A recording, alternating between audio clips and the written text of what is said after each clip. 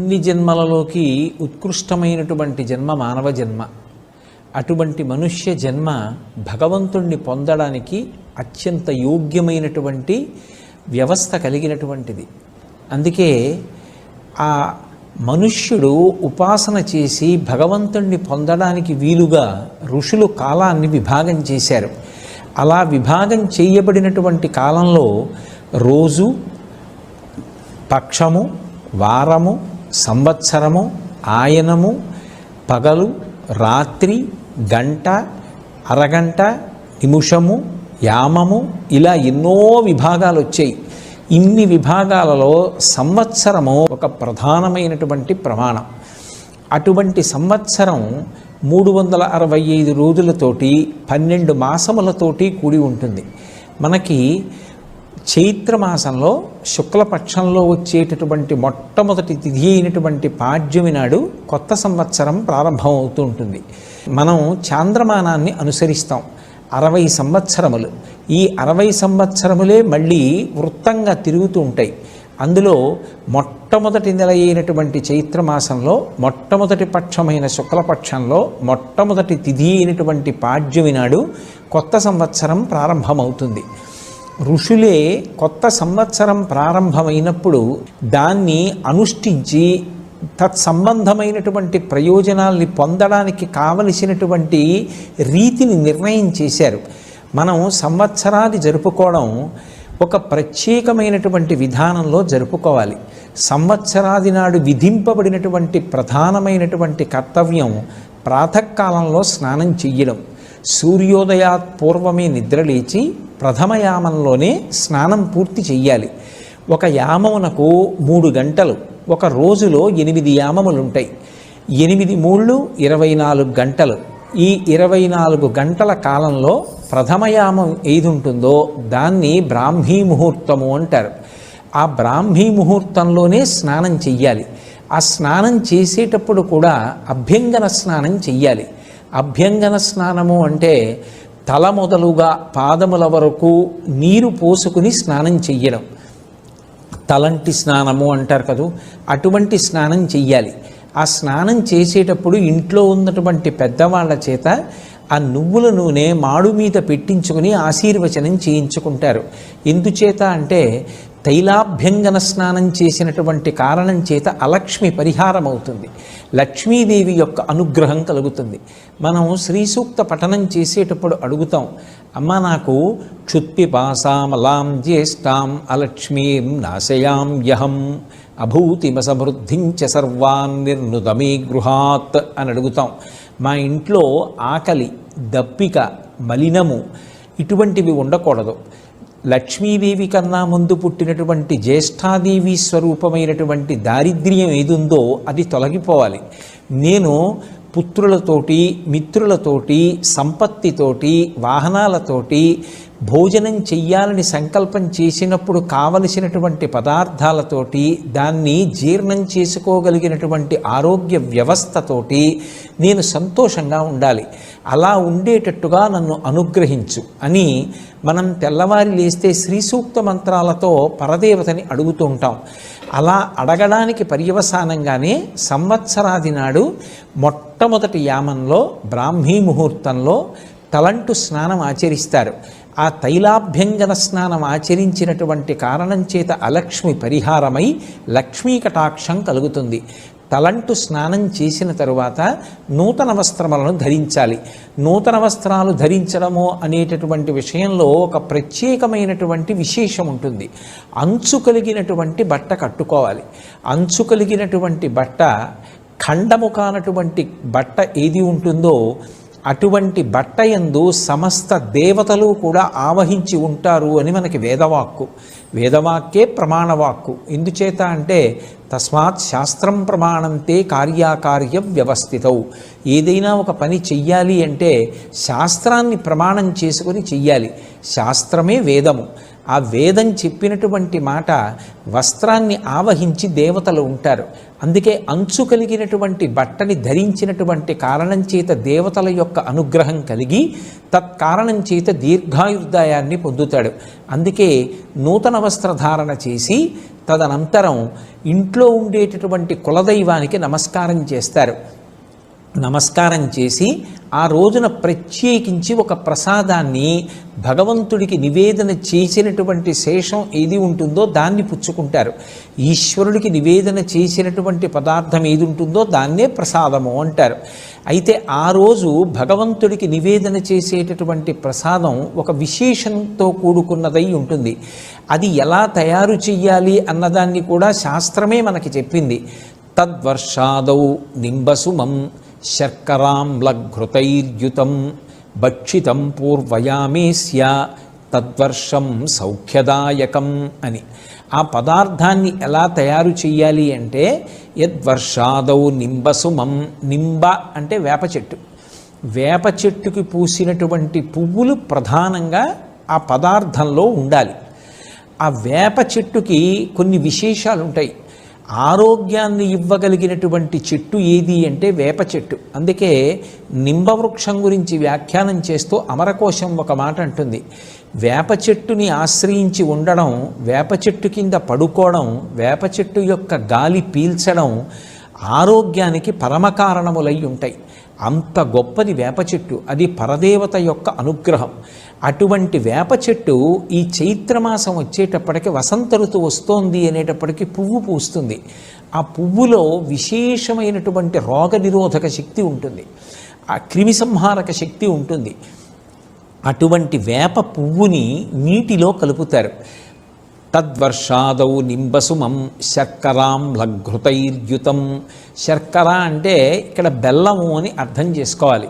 బెల్లానికి ఒక్కదానికే నిలవదోషం లేదు. అందుకే భగవంతుడికి ఏదైనా పిండి పదార్థం తయారు చేసి నివేదన చేసినా లేదా పళ్ళు మొదలైనటువంటివి నివేదన చేసినా కూడా నివేదన చేసేటటువంటి సంభారంతో పాటుగా ఒక బెల్లంగడ్డ కూడా నివేదన చేస్తారు. బెల్లంగడ్డ మంగళద్రవ్యమే కాదు, దానికి నిలవదోషం కూడా ఉండదు. అది ఇంట్లో ఎంతకాలం నిలవ ఉన్నా అది నిలవ ఉన్న పదార్థంగా పరిగణనలోకి రాదు. అందుకే ఆ బెల్లంగడ్డ ఆ నీటిలో వేస్తారు. ఆ వేప పువ్వు వేసినటువంటి నీటిలో ఈ బెల్లంగడ్డ వేసి ఆమ్లఘృతైర్యుతం. ఆమ్ల అంటే చింతపండుతో కలిసినటువంటి పులుసు, చిక్కని పులుసు పదార్థంలా తయారు చేయబడినటువంటి దానిలో ఈ బెల్లం ముక్క నాని కరుగుతాయి. వేప పువ్వు యొక్క సారము దిగి వేప పువ్వు పైన తేలుతూ ఉంటుంది. అందులో ఘృతైర్యుతం, ఆవు నీతిని కలపాలి. లోకంలో మూడింటిని అమృతంతో సమానంగా చెప్తారు. ఘృతం పిబీత్ అంటుంది, అందుకే వేదం. ఆవు నెయ్యి అమృతంతో సమానం. 2 మంచినీళ్ళు, మంచినీళ్ళు అమృతంతో సమానం. అందుకే ప్రాణోత్క్రమణం అయినప్పుడు స్పృహ తప్పిపోతే వెంటనే నీళ్లు తెచ్చి ముఖం మీద చిలకరిస్తారు. ఆ నీళ్లు ముఖం మీద పడగానే తమ తమ స్థానముల నుండి ఉద్గతమైనటువంటి ప్రాణములు కూడా వెనక్కి వస్తాయి. అలా అమృతంతో సమానమైనది ఏది అంటే నీరు, అమృతంతో సమానమైనది ఏది అంటే ఆవు నెయ్యి, అమృతంతో సమానం అమృతమే. కాబట్టి ఈ 3 అమృతములే అని చెప్పబడతాయి. అటువంటి ఆవు నీతిని కలపాలి. ఈ పదార్థములను ప్రధానంగా కలుపుతారు. లోకంలో ఏ చెట్టుకి కూడా భగవంతుని యొక్క పేరు లేదు, కానీ ఒక్క మామిడి చెట్టు యొక్క పేరు మాత్రము రసాలము అంటారు సంస్కృతంలో. భగవంతుడికి పేరు రసోవై సహా. భగవంతుని పేరు కలిగినటువంటి చెట్టు మామిడి చెట్టు. పైగా దాని ఆకులు ప్రతి మంగళ కార్యమునందు వినియోగపడతాయి. విశేషించి దానిని ఊరుగాయగా నిలవ ఉంచుకుని కూడా తింటూ ఉంటారు. కారణం దాని యందు అంత ఓషధీ శక్తి ఉండడమే.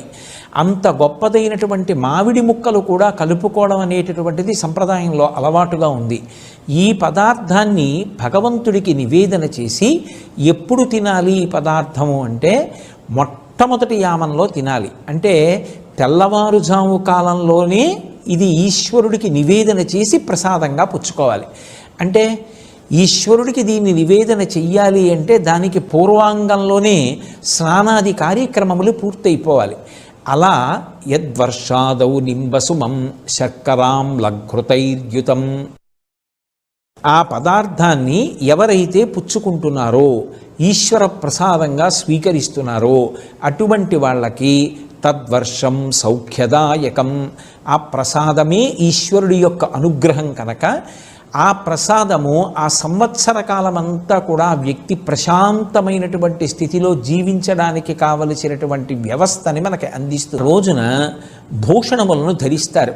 కొత్తగా చేయించుకున్నటువంటి భూషణములను ధరించి రాజదర్శనం చెయ్యాలి అని శాస్త్రవాక్కు. అందుకే ఇప్పటికీ మీరు పంచాంగాన్ని పరిశీలనం చేస్తే ఉగాది లేదా యుగాది, ఒకప్పుడు సృష్టి ప్రారంభం ఆ రోజున జరిగిందిట, అందుకని యుగాది, నూతన సంవత్సరారంభం. అందుకే ఆ రోజున అభ్యంగన స్నానం ఆచరించి నూతన వస్త్రధారణ చేసి రాజదర్శనము అని పంచాంగంలో రాసి ఉంటుంది.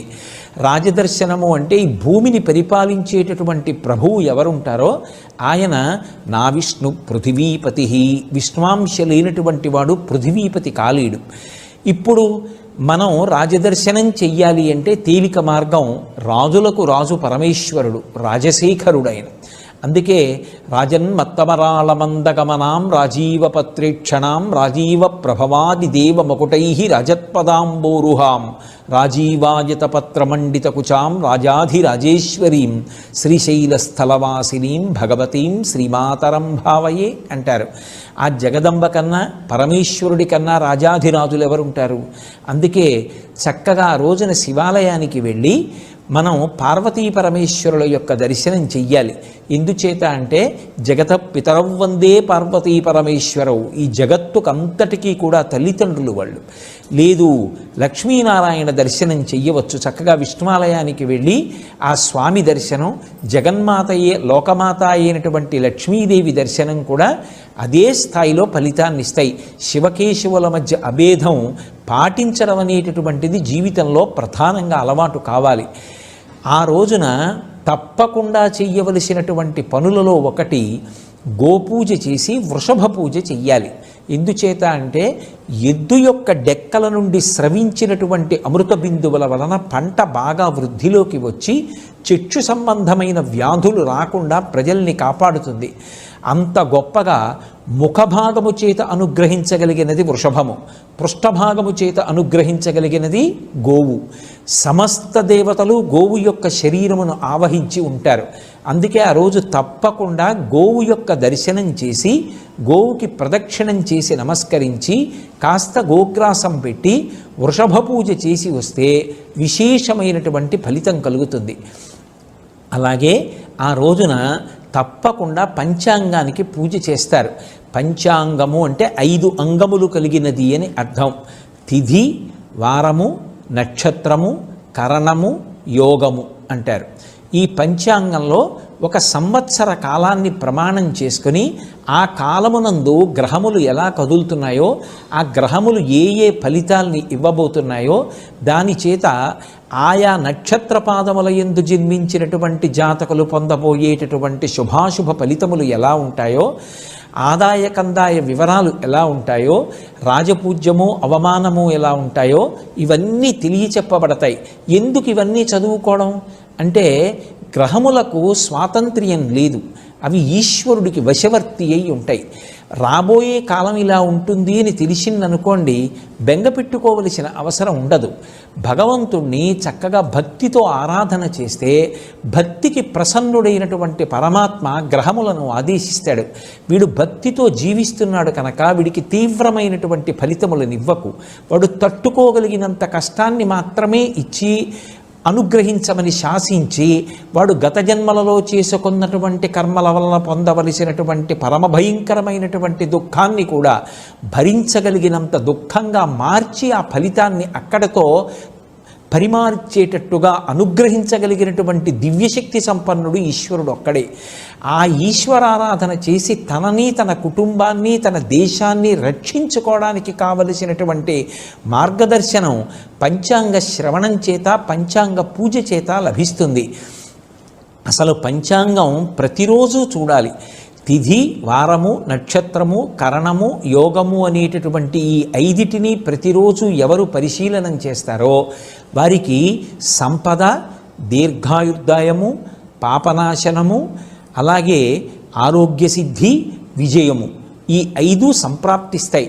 అందుకే ఆ రోజున పూజామందిరంలో పంచాంగం ఉంచి పూజించి తీసి ఇంట్లో ఉన్న వాళ్ళందరికీ సంబంధించినటువంటి రాశి ఫలితాలన్నీ చదువుకుని, ఒకవేళ బాగా కలిసి వచ్చే కాలమైతే ఏ విధమైనటువంటి అహంకృతిని అతిశయాన్ని పొందకుండా దాన్ని భగవంతుని యొక్క ప్రసాదంగా స్వీకరించి సమతౌల్యముతో కూడుకున్నటువంటి బుద్ధితో ప్రవర్తిస్తాడు. ఒకవేళ ఏదైనా ఉపద్రవం పొంచి ఉంది అని చెప్పబడినప్పటికీ ఏ బెంగా పెట్టుకోకుండా దాని నుంచి ఉద్ధరించగలిగినటువంటి పరమశక్తి సంపన్నుడైనటువంటి పరమేశ్వరుని యొక్క పాదార విందములను ఆశ్రయించి కష్టముల నుంచి పైకొచ్చి సంతోషంగా జీవితాన్ని గడిపి భక్తి యందు మరింత దృఢంగా ఉంచుకుని నిలబడగలిగినటువంటి స్థితిని పొందుతాడు. అందుకే ఆ రోజు తప్పకుండా అందరూ పంచాంగ శ్రవణం చెయ్యాలి. మన తెలుగు జాతి యొక్క సంస్కృతి సంప్రదాయమైనటువంటి కట్టు బొట్టు పాటించాలి. చక్కగా అందరూ ఆ అంచు కలిగినటువంటి బట్టని అథవా పంచకట్టుగా కాకపోతే గూడకట్టుగానైనా కట్టుకోవాలి. పంచకట్టుకోవడం అనేటటువంటిది తెలుగు జాతి యొక్క సంప్రదాయం. అలా చక్కగా పంచకట్టు కట్టుకుని దేవాలయానికి వెళ్ళి ఈశ్వరుణ్ణి సందర్శించాలి. అలాగే ఇంట్లో పెద్దలైనటువంటి తల్లిదండ్రులకి ప్రదక్షిణం చేసి నమస్కారం చేసి, ఎక్కడ ఉన్న గురువుగారి దర్శనం చేసి గురువుగారికి నమస్కారం చేసి గురువుగారి యొక్క ఆశీర్వచనాన్ని పొందాలి. ఇవన్నీ కూడా మనం చెయ్యవలసినటువంటి విశేషాలు. వసంత నవరాత్రములు ప్రారంభమవుతాయి కాబట్టి వసంత ఋతువు ఎంత లక్ష్మీకారకమో, వాతావరణం కొద్దిగా భరించడానికి ఇబ్బందికరంగా ఉండేటటువంటి కాలం కనుక చక్కగా విసినికర్రలు ఆ సమయానికి అందుబాటులో ఉంటే మామిడి పళ్ళు, మల్లెపూల దండలు, పన్నీరు, పానకం ఇటువంటి వాటిని 10 మందికి అందించడం, చలివేంద్రాన్ని ప్రారంభించడం, ఇంకా జనులు దాహార్తిని పొందేటటువంటి కాలం. బాటసారులు వెళ్ళిపోతుంటారు, వాళ్ళకి దాహం వేస్తుంది. పట్టెడు నీళ్లు, చల్లటి నీళ్లు ఎవరు అందిస్తాడో వాడు విశేషమైనటువంటి ఫలితాన్ని పొందుతాడు. అందుకే చక్కగా చలివేంద్రాలు ప్రారంభించడం, అలాగే మనకి కలిగినంతలో 10 మందికి చలవ చేసేటటువంటి పదార్థాలు అంటే మజ్జిగ లాంటివి ఇవ్వగలిగినటువంటి స్థితిని ఏర్పాటు చేసుకోవడం, ఇవన్నీ కూడా దేశకాలముల యందు తరించడానికి, పుణ్యాన్ని సముపార్జించుకోవడానికి యోగ్యమైనటువంటి విశేషాలు. అలాగే వసంత నవరాత్రులు చేసి చక్కగా ఆ భగవంతుని యొక్క పరమ అనుగ్రహాన్ని పొంది అందరూ తరించేటటువంటి యోగ్యమైన కాలం.